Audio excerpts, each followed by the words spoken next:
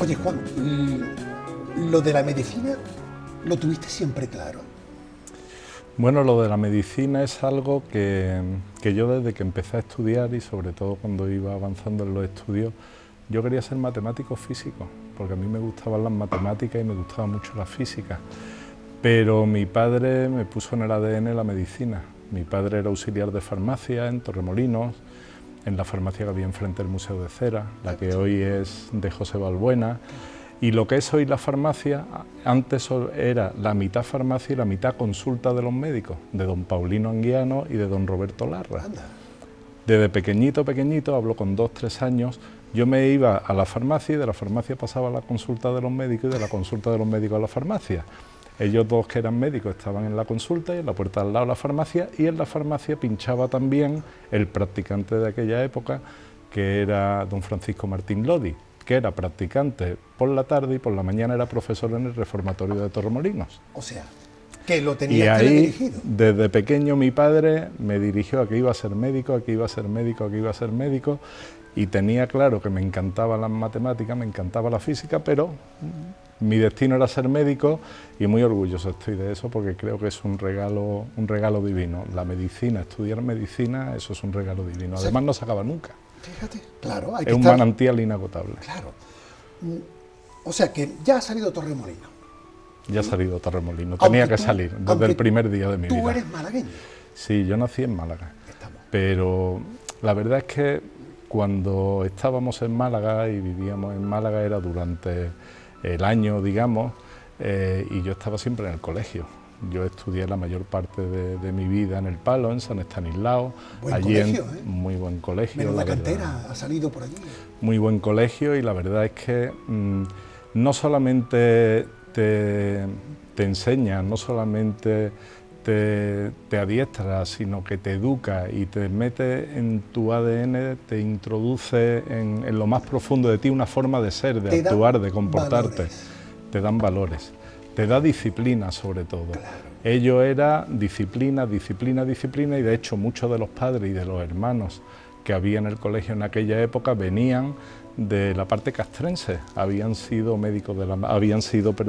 sacerdotes de la Marina, sacerdotes del Ejército de Tierra, algunos legionarios, infantería de Marina, etcétera, con lo cual la disciplina allí era lo primero. ¿Pero qué y pasa? Se agradece. ¿Que tú tenías que estar muy disciplinado? ¿Era un culillo de mal asiento? No, ¿O era tranquilito? Al contrario, yo era un niño bastante tranquilo. Lo que ocurre es que no empecé en San Estanislao. Yo empecé con 3 años en las Clarisas, en la Divina Pastora, en Capuchinos. Claro, allí empecé con 3 años y salí de allí cuando hice la primera comunión.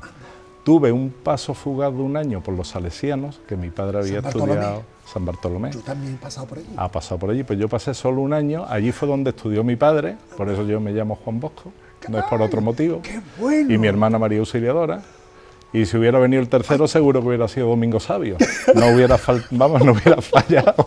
Y pasé, ¿Tu padre lo llevaba a rajatabla? Lo llevaba a rajatabla ese tema. ¿Él también había sido salesiano o no tuvo? Él había estado toda la vida estudiando en los salesianos y siempre vigilando en los salesianos, y de hecho él fue el primer secretario de la adoración nocturna de los salesianos de Málaga, cuando se fundó la adoración nocturna.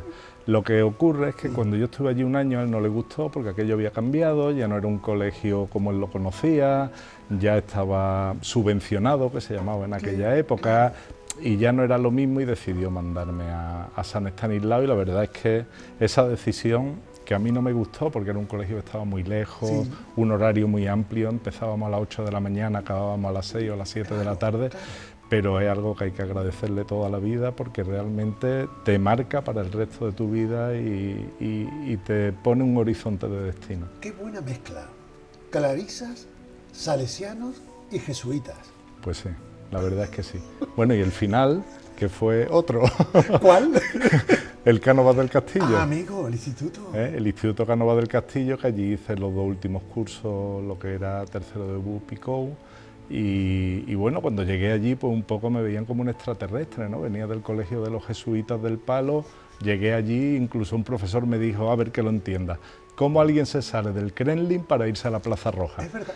Esto no se entiende, te sales del órgano de gobierno para irte a hacer la revolución. Es cierto. Inexplicable. Qué Y era un bueno. poco como un extraterrestre en aquel sitio, ¿no? Pero me sentí muy bien, también me enriqueció mucho, fue conocer otro tipo de enseñanza y la verdad es que de puente hacia la universidad yo creo que fue algo muy positivo. Qué bueno. Es ese paso de 2 años por un instituto público. Claro. Entonces, capuchinos de por medio, Capuchino de el por medio. Palo también, Torremolinos porque tu padre Francisco Paco tenía allí la farmacia. Y también todos los primeros veranos, navidades, etcétera, lo pasábamos en Torremolinos hasta el año, yo nací en el año 64, hasta el año 70 que empezamos a venirnos a Benalmádena, a Flamingo. Eso, y cada vez un poco viniéndote al lugar donde hoy es tu lugar de residencia, tu lugar de trabajo, tu lugar de trayectoria personal y profesional. Benalmádena, Efectivamente. bueno, tu lugar hasta de pregón. Hasta de pregón Con la de la veladilla Virgen del del Carmen. Sí, que eso fue un momento muy emocionante y muy bonito, porque, bueno, sí hay 2 vírgenes que siempre han estado presentes en mi vida, una es María Auxiliadora, evidentemente, porque eso desde niño, con mi abuela, con mi padre y con todo, era irrenunciable, y después la Virgen del Carmen, que siempre ha sido un motivo, santo y seña. es la salvaguarda de los marineros que tienen la vida vendida en el mar, y es una salvaguarda para cualquiera. Qué bueno. Vaya, tu padre tenía que ser un hombre inquieto, ¿verdad? Y con un temple para atender al público en una farmacia, ¿no? Que va gente de todo, ¿no? ¿Qué decir, no? Bueno, y una farmacia estamos hablando de hace 50, 60 años, cuando la escasez de médicos era muy importante, los médicos pasaban consulta 1 hora, 2 horas, y allí casi el que hacía de pseudomédico, de paramédico, era el que estaba en la farmacia, que no era ni siquiera farmacéutico, ¿Era el era boticario? auxiliar de Bueno, clínica. Vale. Sí, vale. Y el farmacéutico, me acuerdo yo, que era un inspector de farmacia que vivía en Madrid y venía los sábados a mediodía a hacer la caja. Qué bueno. Venía los sábados a mediodía porque él se iba los lunes por la mañana a Madrid, Claro. y volvía el sábado por la mañana o el viernes por la noche, y el sábado Qué bien lo sobre hacía. la 1 de la tarde venía a hacer la caja con Para mi el fin padre. de semana, quedarse Para el por fin aquí. de semana.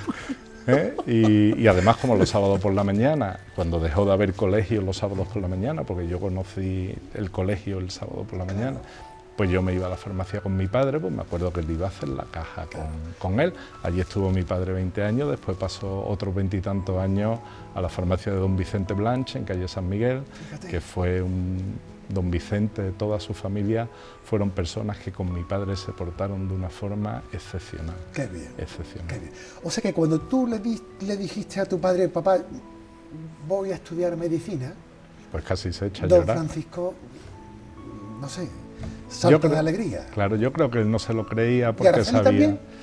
Araceli también, mi madre también. Mi madre también, pero ahí mi padre era el que Apretaba. el que apretaba, exactamente. Mi padre era el que apretaba, y él no pensaba, él pensaba que yo iba a estudiar matemáticas, física, y el día que yo eché la prescripción, tampoco ellos no se preocupaban mucho porque yo llevaba esos temas. Y le dije, papá, que he entrado en la facultad de medicina. Bueno, Qué bueno. Qué bueno. yo Además, pensé que se caía al suelo. claro, me lo creo. Facultad de Medicina, ¿qué promoción fue la tuya? La 12. La 12. ¿Eh? Recuerdos todos, ¿no? Todo, además, fueron momentos difíciles, momentos duros, precisamente el hospital clínico se abrió el año siguiente a terminar yo la carrera, con aquellas manifestaciones al clínico, aquellas manifestaciones en el centro de Málaga para el hospital clínico, haciendo manifestaciones con los periodistas en un día de lluvia, a mares por el campo con el barro por los tobillos, una cosa increíble, y toda esa iconografía está en la prensa, en el Diario Sur, y de hecho el año pasado celebramos el 30 convulsos. aniversario, sí, muy Claro. convulso, Cierto. y en el año pasado celebramos el 30 aniversario y salieron muchas fotos de todas aquellas manifestaciones, y había un eslogan que decía: al clínico con bata y con botas. Ole. Porque claro, con bata porque había que llevar la bata blanca, y las botas porque llovía a mares y era todo barro, ¿sabes? Cuando llovía. Sí, no, pero el día de la manifestación Llovió. aquella te aseguro que vamos, fue de esos días Qué bueno. memorables. ¿Te dio clase en mi Agreda? Efectivamente. Bueno, lo del profesor Smith, eso, quien no lo haya vivido, quien no lo haya visto, no lo puede creer. Es decir, ¿Cómo puede pasar por alto gente que ha dejado tanta seña, tanta buena docencia, tanta escuela? sí, pero aparte de médico y humanista, ese señor y su departamento eran artistas. Estos señores tenían una pizarra de 6-7 metros de largo por 2 metros y medio o 3 metros de alto, y te pintaban una pierna o te pintaban un feto del tamaño de la pizarra, con tizas de colores, y te iban haciendo la evolución del feto, de embrión a feto, te lo iban dibujando Y lo ibas un día aprendiendo. sobre otro, como si tú estuvieras viendo una película. Qué bueno. Aquello era No impresionante. había Yo no medios sé- digitales, Nada. ni pantallas de presentación, ni ordenador, ni cañón. Nada. a Había mano. diapositivas y las transparencias aquellas que sacaron después. Y lo hacían todo con las tizas de colores, pintando en la pizarra, que bueno, aquello era una Obras de arte. auténtica obra de arte. Era para haberlas auténtica dejado obra ahí. de arte. Yo no sé si alguien en algún momento lo filmaría o no, me temo que no, pero si alguien lo filmó, eso es para verlo. Eso es algo que disfrutamos en aquella época, que para los estudiantes de hoy día es impensable, Impensable. pero que aquello es indescriptible, porque era ver cómo se construye una obra de arte en directo. Claro, Pero en vez de pintarte, yo qué sé, un cuadro famoso, pues te pinta una pierna, un cerebro, la evolución de un embrión, de un feto, de un embarazo. Así da gusto aprender. Aquello era una maravilla. Aquellas clases magistrales no se la podía perder Claro, nadie.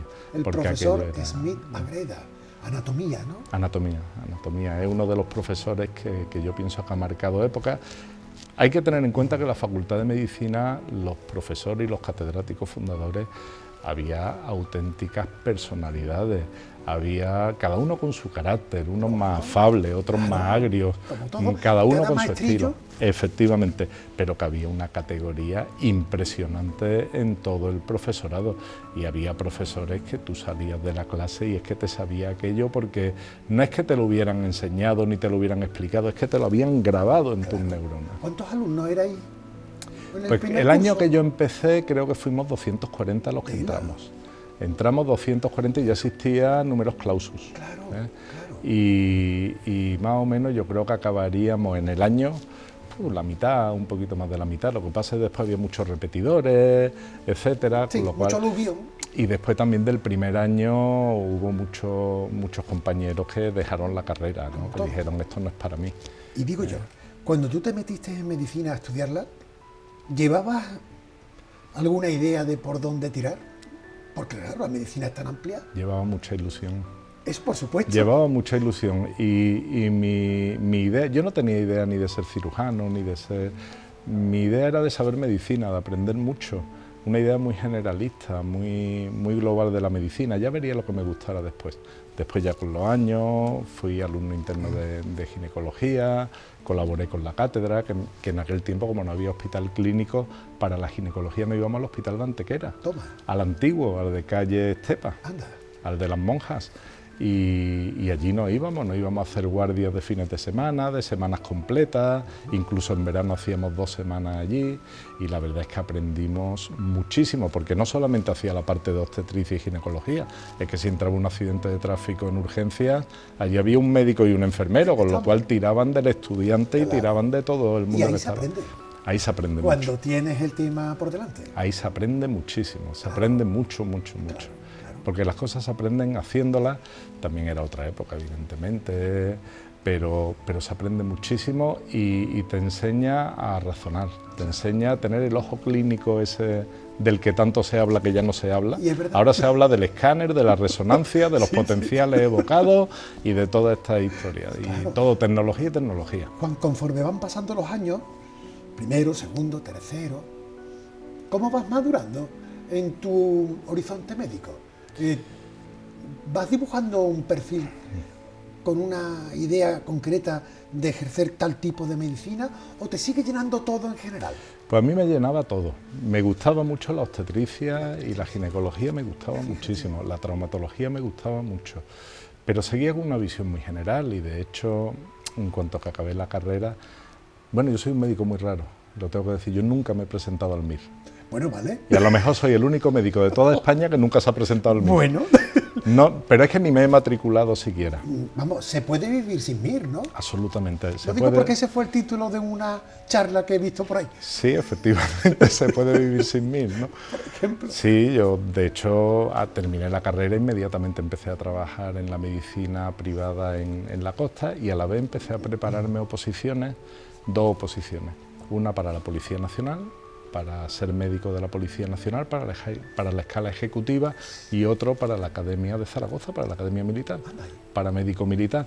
Lo que ocurre es que empecé a trabajar y con el paro médico que había en aquella época, que había un paro médico brutal, pues yo la verdad es que no daba abasto a trabajar de mañana, de tarde, de noche, los 7 días de la semana. ¿Aterrizaste?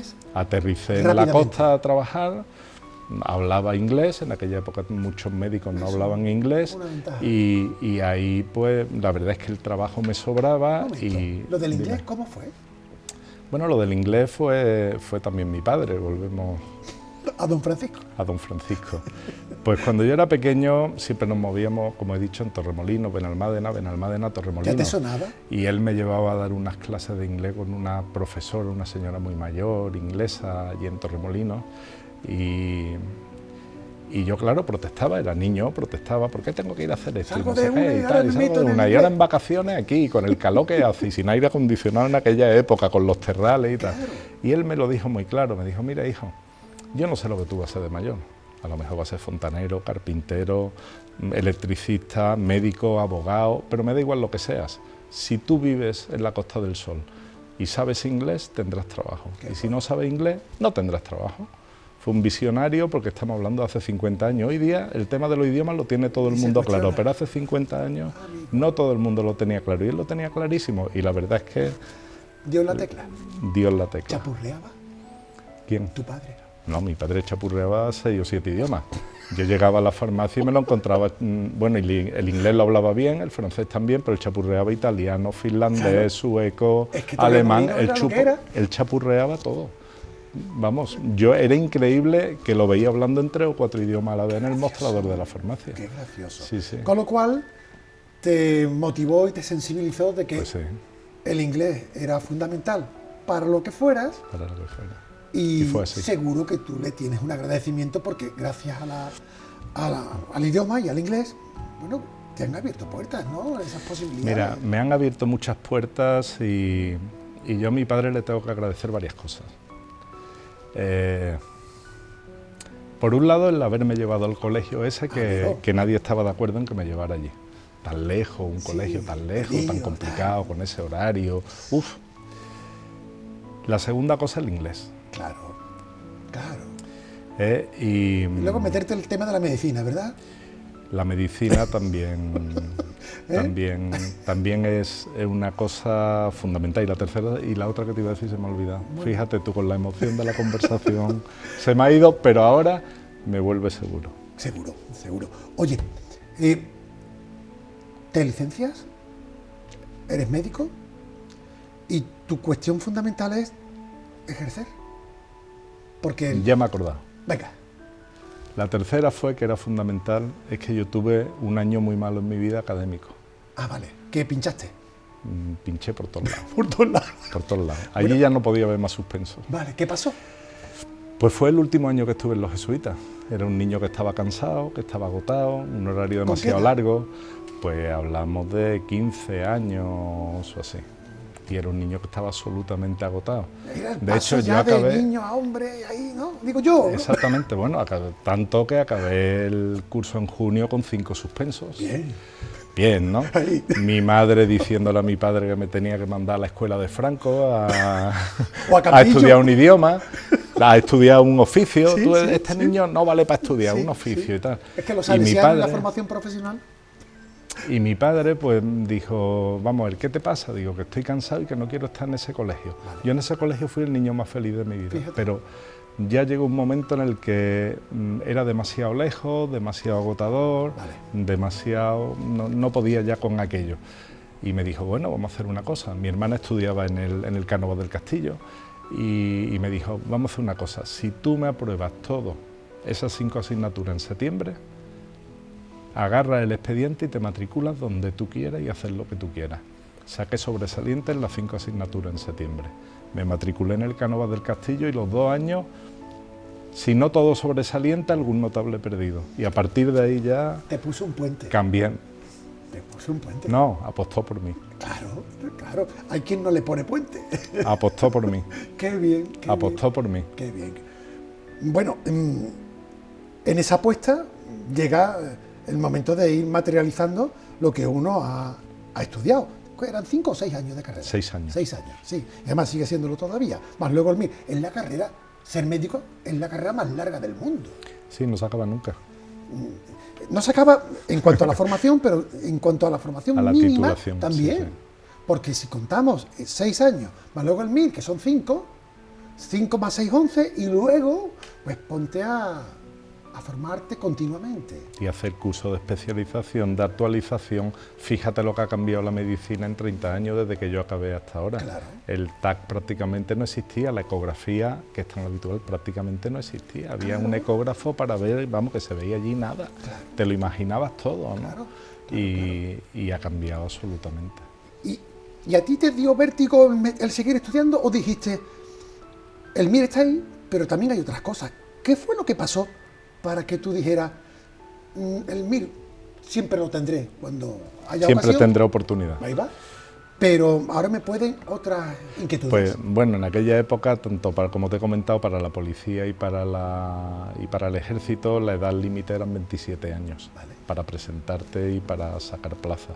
Entonces ese plazo sí que se acababa y decidí apostar por prepararme las pruebas físicas, empezar a preparar los 2 temarios, pero como te he dicho, empecé a trabajar en Socomán, aquí con don Alfredo Puig, otro maestro, otra persona entrañable, con muy mal carácter, pero entrañable, te daba cariño.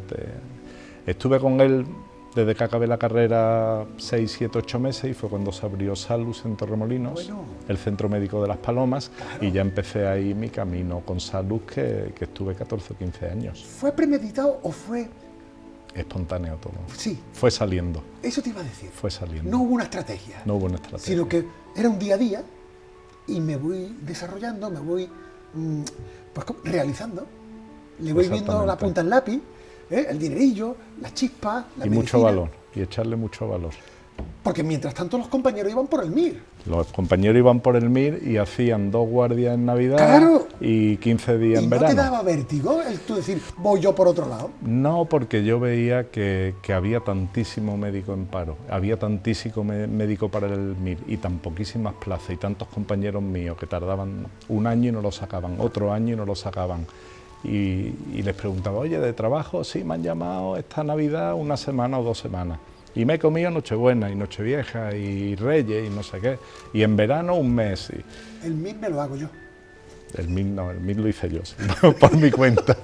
Verás, te digo eso porque algo me llega el tema médico. Mi mujer es médico, tengo una hija médico y sé de lo que el MIR supone no solamente a la familia, sino al entorno de la familia de muchos que Claro. se han quedado con ganas, con ilusiones y otros que han conseguido, lógicamente, el Obviamente. tema. De todas maneras hay que decir que pocos lugares del mundo tienen a médicos especialistas tan buenos como los españoles. No, no, la El medicina sistema es magnífico. excepcional, es magnífico. Es un sistema de formación Claro. magnífico y de realización y de desarrollo profesional de los médicos Cierto. magnífico y que podemos estar orgullosos. ¿Verdad? No tenemos que envidiarle nada a nadie con la medicina y con los médicos que tenemos. Lo que pasa es que tú, valiente, dijiste... Cogí sí, otro camino. Claro, porque además cogiste el camino que no estaba en el MIR. Cogí el camino que no estaba en ningún sitio, porque era un Exacto. camino que se estaba empezando a desarrollar en la costa en aquel Oye, Juan, ese tiempo. es tu mérito. Y fuimos un poquito pioneros, Ese ¿no? es tu mérito. Aquello ya había arrancado en Baleares, había arrancado Claro. en Benidorm, pero La medicina aquí privada no había por entonces, llegado. ¿qué estaba? Eran sanatorios. Había 3 sanatorios en Málaga, Regalve. pero que además eran sanatorios que el médico llevaba sus pacientes para operarlo, para hacerle lo que fuera, se lo llevara, y los pacientes eran del médico, no eran como hoy día que son hospitales privados, jerarquizados. Exacto. Eso no estaba estructurado por servicios ni por nada. Allí había un médico de guardia que se quedaba a cargo de todo el mundo y atendía al que venía por urgencias, y después los médicos, sobre todo quirúrgicos, que llevaban sus pacientes para operarlo, o de especialidades médicas para tenerlo allí ingresado hasta que se recuperaran. Y, Era otro concepto, claro, absolutamente distinto. Claro, si no llegas a estar en la costa o en Torremolinos, a lo mejor tú no le ves la punta del Claro. lápiz. No, pero eso se lo vi rápidamente, y además mi padre también ahí me dio mucha luz, porque él veía lo que hacían todos los médicos en la costa Claro. y cómo trabajaban. Y cuando yo le dije, mira, aquí yo vivía en Flamingo, Socomán estaba a 400 metros de mi casa. Le dije, no, he conocido al dueño, sí, me dijo mi padre, sí, yo lo conozco hace muchísimos años Qué y bien, tal. qué Le dije, bien. pues me ofreció empezar, un año antes de acabar la carrera, empecé a trabajar yo ahí, siempre acompañado por otro médico, por Juan Manuel Olmedo, buenas que es otra prácticas. persona que hay que agradecerle mucho. Juan Manuel. Olmedo, Vale. que es pediatra. Qué bueno.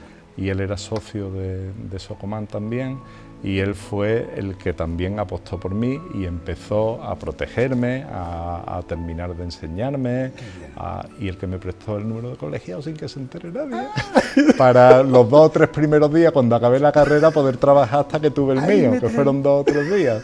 Eso se puede contar hoy. Eso hoy se puede contar, eso ya está prescrito después de 31 años, Totalmente. ¿no? Además, tú eres ya miembro del Colegio de Médicos. Eso ¿Sigues no siendo tiene. vocal? ¿O lo fuiste? No, ya no. Ahora soy miembro de la fundación, pero sí fui vocal durante años, y además me ha encantado colaborar con Juan José Gómez Luque, el que todavía es presidente, y esperemos que siga muchos años, porque es un encanto poder colaborar con él en cualquier proyecto, con él y su junta directiva. Totalmente. Que ahora precisamente han nombrado gerente del Hospital Clínico a su vicepresidente, uno de sus vicepresidentes desde que empezó el de presidente, Claro. a José Antonio Ortega. Total. Que tú te decides al tema privado, o las circunstancias te van decidiendo a irte desarrollando y realizando en la medicina privada con Salus, que fue, digamos, tu primera... Mi primera salida importante, Ahí va. digamos. Socomán fue, digamos, el tomar el impulso, Claro. y hay que agradecérselo siempre a quien te da la primera oportunidad. Claro. Hay que agradecerlo siempre, y yo a Alfredo siempre le estaré agradecido y siempre lo recordaré. Pero Salus fue un Pero punto y Salud seguido. fue ya un punto y seguido que duró más de 14 años. Eso te iba a decir, y que no solamente estuvo en la costa, sino que también te obligó o te facilitó salir de Málaga. Me ofreció, claro, yo salí de Málaga, salí a Mallorca, de Mallorca me fui a Menorca, me dio la oportunidad de ser por primera vez director de un hospital en Menorca ¿Con con cuántos 28 años? años, 28 años, tenía 28 Qué años. valiente. Y ya fui director de aquel hospital para ponerlo en marcha. Fue el primer hospital que yo inauguré con otros compañeros, y por supuesto con el doctor Femenía, que ¿Habías es salido de la carrera con qué edad? con 23. Y ya con 28 ya eres director. Ya era director, allí hacía de director médico sobre todo, y también de funciones de gerente, porque el gerente estaba en Mallorca e iba por allí un día a la semana. Y ahí entró en mi vida, bueno, entró aquí antes, ¿no? En Málaga, el doctor Femenía, que es otra de las personas a las que hay que agradecerle mucho. ¿Ese es del grupo Femenía? Grupo Femenía, exactamente, de Salus, De los Salus también. dueños de Salus. Y él fue el que toda la vida, también durante 14 años, estuvo apostando por mí, ayudándome, y porque lo de ser director de Menorca, eso fue lo más curioso del mundo. ¿Por qué? Yo estaba en Mallorca y me dijo, Juan, que estamos montando un hospital en Menorca, esto era por el mes de marzo o así del año 93. Me dice que estoy montando un hospital en Menorca y quiero que te vayas allí una semanita para que veas cómo se monta aquello y tal, con el director médico, con la directora de Te medio enfermería. engañó. Me engañó. Ah, vale. No medio, no me engañó entero. Total, que me fui ¿Tú allí. estabas casado ya? No, yo estaba soltero. Bueno, por ahí tenía... Soltero y donde sin escaparte. compromiso ni nada. Vale, estabas libre, podías Sí, sí. claro, sí. maniobrar. Sí, yo conocí a Isabel Pues 10 años después, 11 años después. Claro, es que la medicina era todo para ti. Claro, yo era trabajar y también divertirme, que también había que divertirse un poquito. Total, ¿y qué pasa? Y total, que estaba allí y me aparece un día y dice, Juan, ¿esto tú cómo lo ves? Digo, ¿esto tú cuándo lo quieres inaugurar? En mayo. Digo, pues lo tienes complicado, porque esto va a un ritmo que esto no avanza. Ya lo estoy viendo, que esto no lo inauguramos, porque la temporada en Menorca de turismo es de junio a septiembre. 3 meses. Si no la coge junio a septiembre ya se acabó la temporada turística. Claro, él quería inaugurar en mayo.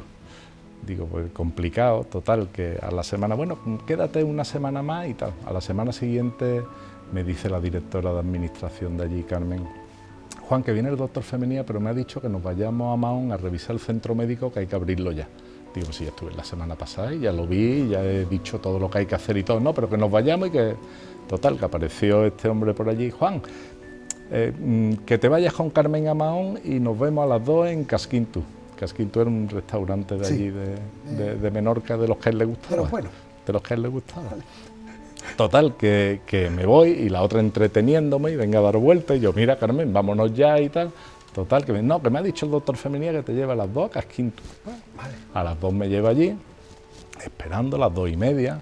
Bueno, todo esto ni teléfono móvil ni nada en aquella época. Claro. Existían los buscas, pero el busca no podías llamar ni nada. Total, y a las 3:30 aparece allí. Claro, yo tenía un careto y me dice, Juan, bueno, chao, ya está todo resuelto. Digo, ¿cómo que ya está todo resuelto? Dice, sí, que está todo resuelto. ¿Tú tienes algo que hacer los próximos 6 meses? Digo, ¿los próximos 6 meses? ¿Por qué?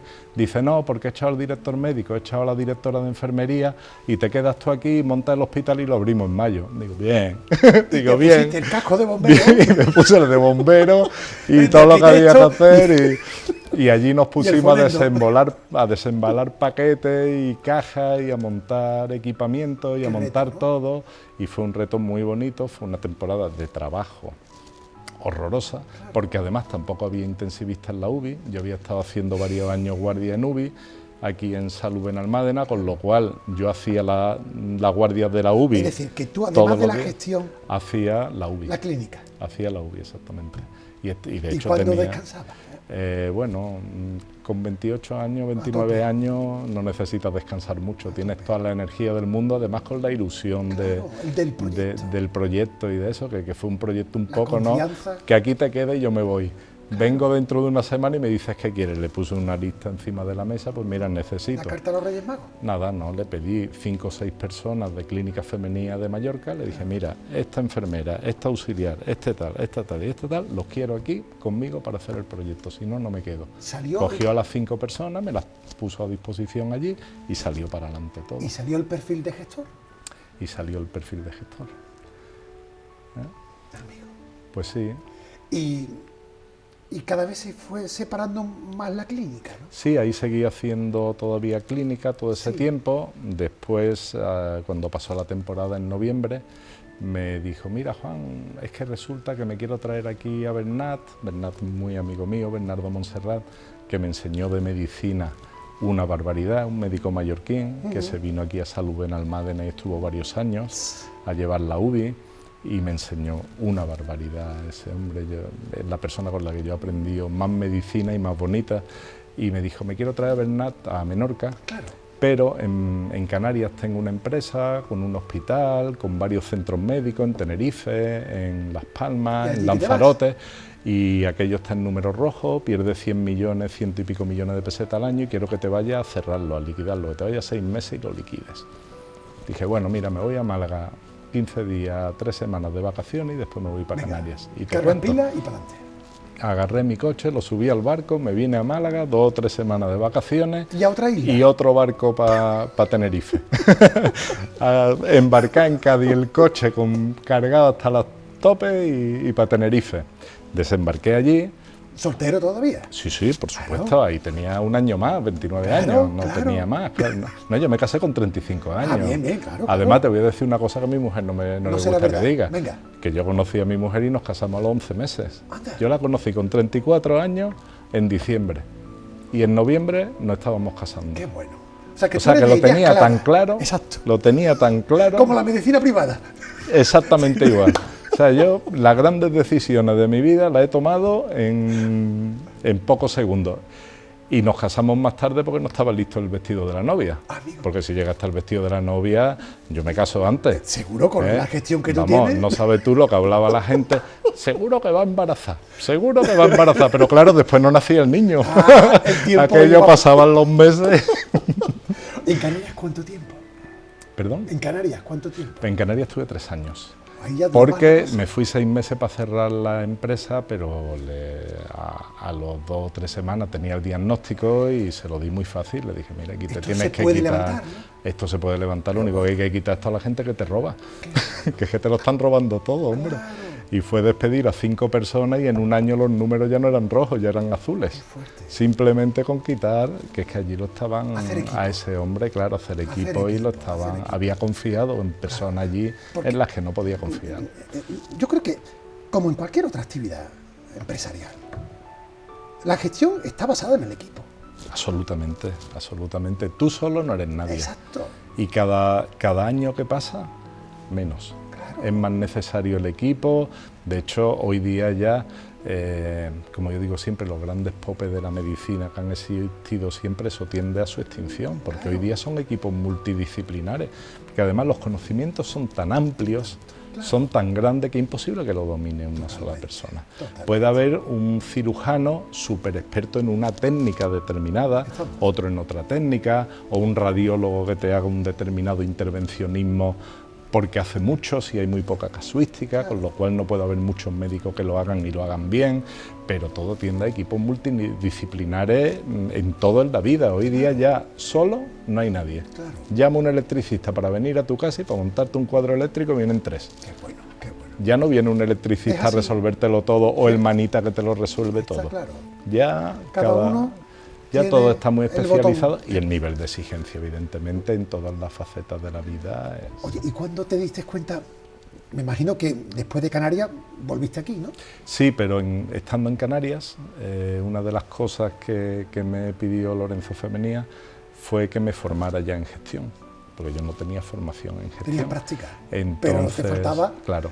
Entonces me propuso ir a Barcelona, me iba todos los meses, una semana a Barcelona, a Coibató, Y a a machacarte. EADA, a la Escuela de Alta Dirección y Administración, y allí hacíamos una semana al mes un curso intensivo, de forma que trabajaba 3 semanas en Canarias y estaba en un internado en Coibató durante una semana, que entrábamos el domingo por la noche y salíamos el viernes por la tarde. Y así estuve 2 años para tener la diplomatura de Dirección Hospitalaria y Gestión Ahí Sanitaria. conseguiste el MIR. Por ponerle sí, en marco. bueno, se puede decir que sí, ¿no? Claro, porque esa es otra cosa. No hay MIR en gestión. No, no hay. De hecho, ¿Verdad? se van haciendo incursiones Exacto. de la gestión. Porque quien quiera ser gestor médico, ¿qué tiene que hacer? Pues, ¿Un máster? Pues un máster o Que no los hay una fáciles. diplomatura, ¿no? Y que no hay muchos que sean buenos. Los buenos están muy contados. ¿Y no has pensado tú, que eres muy emprendedor, en hacer un máster con tu capacidad y con tu experiencia? Y con tu contacto mira, con la universidad. he dado clases en máster. Incluso en algún máster he sido profesor y alumno. Claro. Que empecé de profesor, terminé de alumno y bueno, Enganchaste. allí liamos una que no te la puedes ni imaginar, Sí, ¿no? Sí, de uno de los temas que a mí más me apasionan, ¿no? Que es el Claro. turismo de salud y volvemos otra vez, Esa es la salud otra. y Sí, turismo. porque dentro de la medicina privada, todo, por los sitios que has ido pasando, desde tu máster en infancia, con tu padre, todo ha sido Todo ha relación sido al con turismo. relación al turismo, siempre. Con lo cual te da siempre. un plus Sí, de siempre. singularidad en cuanto a la medicina privada. Exactamente, y al concepto de la medicina, que es un concepto absolutamente distinto de la medicina que se hace con un cliente residente, porque es un tipo de cliente que tiene otras necesidades. Exacto. Es un tipo de cliente que viene en muy poco tiempo, se tiene que curar más rápido, igual acude contigo un problema hoy a las 7 de la tarde, pero tiene un vuelo a las 7 de la mañana a Canadá Amigo. y tienes que ver cómo resuelve eso en 8 horas, no en 8 días. Es decir, es otro tipo de medicina que tiene unas características muy particulares, pero que es ¿Y apasionante. eso dónde se aprende? Eso donde se aprende, eso se aprende en la calle, eso se aprende haciéndolo, eso no hay, ni hay nadie que lo explique, ni cómo funciona, ni... Y es un segmento de unas expectativas y de una riqueza Bueno. y de un desarrollo tremendo. ¿Cuánto es el turismo en España en Claro. Producto Interior Bruto? ¿El 12%? ¿El 13%? Pues fíjate, la cantidad de turistas que se mueven y la cantidad de recursos sanitarios que necesitan. Porque además en el tema internacional se trabaja en 3 segmentos, que son los en Sanit, en Vita Sanit, en los que hemos trabajado siempre. Por un lado el turista, por otro lado el expatriado, que también hay que darle servicio al expatriado, y por otro lado aquella persona que está en su casa, en su país y quiere venir a hacerse un tratamiento aquí, pues porque busca un determinado médico o porque quiere recuperarse en una zona más amigable que donde vive, etcétera, ¿no? Entonces esos son los 3 segmentos fundamentales que hemos trabajado siempre. Curioso, porque fíjate, con tu trayectoria, desde tu precocidad, ¿no? Ha ido al mismo tiempo desarrollándose la medicina privada. Sí, la verdad es que sí, porque yo empecé con el concepto de sanatorio y hemos terminado en el concepto de hospital jerarquizado. Exacto. Estructurado por servicios, con sesiones clínicas, con formación, con investigación. Es decir, que la evolución ha sido yo, no sé, por darle a la moviola, verte en salud al inicio, ¿no? Tan controlado todo, tan petit comité, a verte hoy en una infraestructura como la que tenemos. Como Vita Sanit, ¿no? Y Sanit, en este caso. Y el Grupo Vitas. Y el Grupo Vitas. Que es el segundo grupo en tamaño a nivel nacional, pero el más grande de capital español, que eso hay que tenerlo en cuenta siempre. Claro. Que el primer grupo es de capital extranjero. Exacto. El grupo más grande de capital español es Vitas y eso hay que apreciarlo. Qué bueno, qué bueno. Tenemos que ser españoles y con orgullo. Y digo yo, tienes que sentirte un privilegiado de haber estado en ese tránsito de desarrollo de una medicina que está con unas cotas de atención, de calidad al servicio de los clientes que así la requieren, pero por otra parte desarrollando un segmento de la medicina como es la del turismo, que también está siendo novedoso y con crecimiento. Absolutamente. Menudas 2 plataformas, ¿no? Absolutamente. Yo siempre he dicho que soy un afortunado, pero también me gusta recordar de vez en cuando las palabras de Picasso, ¿no? Que si la inspiración existe, pero cuando te llegue que te pille trabajando. Pues si te pilla en el bar de la esquina jugando al dominó, mal vas. Claro. Entonces requiere mucho trabajo por parte de de todas las personas que desarrollamos todos los proyectos, pero y además saber evolucionar y adaptarte a los tiempos. Es decir, tú tienes que saber el momento en el que está en crecimiento, el momento en el que llega a lo más alto de lo que puedes desarrollar y también el momento en el que toca plegar vela y que otras personas ocupen esos sitios y tú seguir aportando tu conocimiento, tu trabajo en favor de la institución y en favor del bien común. Claro. ¿Tú te conoces Sanit Internacional como Pepe por su casa? Bueno, en Sanit Internacional lo primero que hice fue el pliego para la concesión administrativa de los terrenos. Claro. ¿Fuiste director gerente? Sí, desde la fase de proyecto. ¿Cuántos años? Pues mira, empecé en el año 2002 el proyecto, hasta el año 2010, que ya pasé a director de desarrollo de negocio y entró el nuevo equipo de gestión, que bueno, ha sufrido varias reestructuraciones, pero que sigue aquí además con mucho éxito y que ahora no es solamente el equipo de gestión de Sanit Benalmádena, es también el equipo de gestión de Parque San Antonio, lo que ahora es Vitas Málaga, claro, y de todas las clínicas Rincón.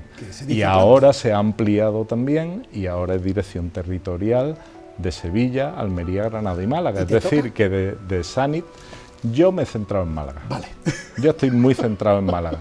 Hago trabajos para el corporativo también. Por ejemplo, este año llevo colaborando desde el año pasado con el corporativo en tema de acuerdos con compañías internacionales, de extrapolar a otras zonas modelo de negocio internacional que ya tenemos desarrollado en Málaga, pero yo ya me gusta Málaga, prefiero Málaga y cuanto menos salga de Málaga mejor. Lo que haya que hacer por la empresa que me paga, pues evidentemente se hace porque, y se hace además con cariño, con orgullo y con amor, pero yo ya quiero vivir en Málaga, estar en Málaga, centrarme en Málaga y después sí, pues colaborar en todo lo que haya colaborar con otras zonas, pero Málaga. Parece como si Málaga fuera chico, pero no, aquí, Málaga, eso te iba a decir.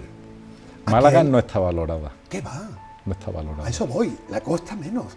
Y ahora con las circunstancias en las que nos encontramos, Pues no sé si es un volver a empezar de cero, pero lo que no cabe duda es que si hay lugar con expectativas hechas a riñón, y digo a riñón porque aquí no nos ha tocado una expo, no nos ha tocado Nada. una capitalidad de una comunidad autonómica, no, aquí todo se ha hecho Todo ha sido con por trabajo. el carácter emprendedor de gente como don Francisco, el auxiliar de farmacia, que sabía superarse a sí mismo. Sí, él sabía trabajar, Claro. superarse y sobre todo dar servicio a las personas y cuidar a las Claro. personas y dar eso lo cariño da a la las tierra. personas. Por eso digo que lo que Málaga tiene en su favor es ese potencial y esa capacidad para ser locomotora económica de Andalucía, líder del turismo y líder ahora mismo en la atención de medicina privada turística. Y ahí, digo yo, Absolutamente. aquí hay campo todavía por desarrollar. Aquí hay mucho campo por desarrollar y yo estoy convencido de que Málaga va a adelantar por la derecha a más de uno que no se lo espera. Como se siga descuidando y siga haciendo cosas indebidas. Claro. Y seguro que Málaga terminará adelantando por la derecha a más de una gran capital de España. El segmento de la sanidad o de la atención sanitaria turística, ¿qué le falta por avanzar? ¿En qué deberíamos de incidir para que esto, además de que sea costa del golf, sea costa de la salud? Mira, en Málaga yo creo que lo tenemos muy bien, que está muy bien desarrollado y que es suficiente. Lo que lo estropea en cierta forma el concepto de medicina turística es otras zonas donde existen lo que nosotros llamamos los francotiradores, que son unos médicos que yo no dudo evidentemente de su proceder médico, porque son médicos, colegiados, pero que tienen una serie de actuaciones que a nivel internacional no dan una imagen clara. Y al final lo que queda de imagen es la sanidad española. Exacto. Lo mismo que hay grandes grupos hospitalarios que lo hacemos muy bien, y médicos independientes también que lo hacen muy bien, sí que hay determinados agentes particularmente concentrados en islas, en Canarias y en Baleares, que siguen una forma de proceder con los extranjeros que más propia de los años 80 o 90 que del año 2020, donde ya vivimos otra época y de otra forma. Garbanzos siempre Claro, y eso se pudren algunos sí, en la olla. pero eso hacen un Daño ruido tremendo. y un daño de imagen a nivel internacional y del sector sanitario que es muy importante. Yo creo que es simplemente que con los años se depurará eso y volveremos otra vez a... Porque potencial tenemos. Sí, potencial tenemos, instalaciones las que queramos, equipos médicos los mejores, nada que envidiar a Cuando nadie. me dicen, Juan, que es que, y no es competir, ni agraviar, que si sanidad pública, sanidad privada, las dos pueden trabajar perfectamente y las dos tienen, pues, su necesidad social. Yo creo que ¿Vale? son absolutamente necesarias. Hoy la las privada dos. está igual capacitada que la pública.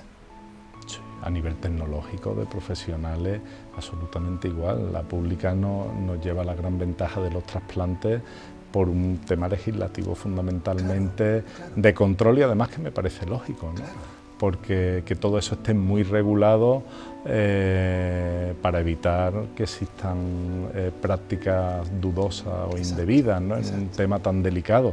Pero aparte del tema de trasplante, que por motivo obvio además tiene que ser la medicina pública, según mi criterio, podemos competir en calidad y en servicio perfectamente, y además yo creo que eso es bueno, porque si la medicina privada crece mucho y es buena, la pública se espabilará, y cuando la pública mejora mucho, la privada se tiene que mejorar más aún, con lo cual, y además somos absolutamente complementarios.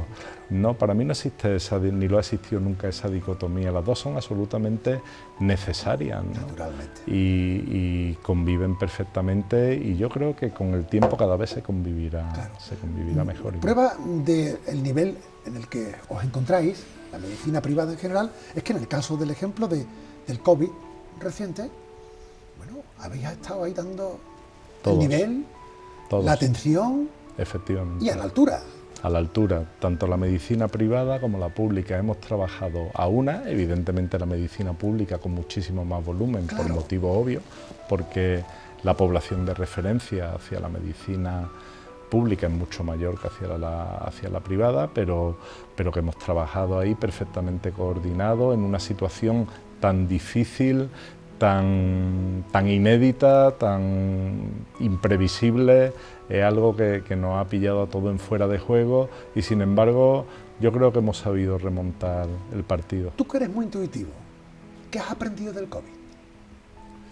Que no somos nadie, que todos somos vulnerables, que yo creo que el COVID es una cosa indeseable en el sentido de que estamos manejando una cifra de enfermos, de personas que no sabemos con qué ni cuántas secuelas van a tener, ni durante cuánto tiempo, y sobre todo de personas fallecidas que un costo altísimo que no se puede asumir. Pero yo creo que en el sentido positivo lo que nos ha enseñado es que tenemos que ponerle un poquito los pies en el suelo, bajarnos de la luna y ser un poquito más razonable en todos nuestros planteamientos en la vida, profesionales, sí, económicos, y valorar un poco más las pequeñas cosas de la vida. Va mucho más allá que lo puramente sanitario, ¿verdad?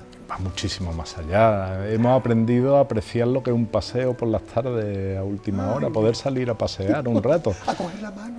A coger la mano a alguien, de tu pareja, a poder dar un beso, a poder dar un abrazo.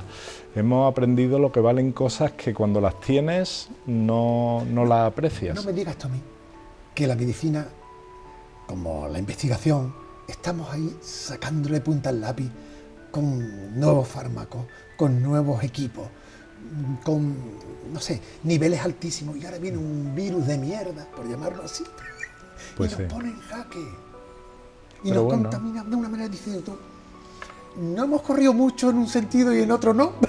Bueno, yo me acuerdo que cuando yo era muy jovencito, niño, no me acuerdo si era niño muy jovencito, vi una película que era La Guerra de los Mundos. Ah, mira. Y eso es una película que a mí se me quedó grabada, porque precisamente trataba de algo así. Los extraterrestres que invadían la Tierra, que aquello era imparable y los mataron los virus y las bacterias, las infecciones, porque no tenían defensas contra aquello. Y eso era una película que a mí me dejó impactado para toda la vida, porque la moraleja al final era eso, ¿no? Claro. Que el gran ejército de los Estados Unidos, de la Unión Soviética, de todas las grandes potencias no podían con ellos, era inevitable la invasión y de pronto empezaron a morirse ellos solitos. Claro. Y eran aquellos animalitos microscópicos, aquellos bichitos microscópicos que acabaron con aquella invasión.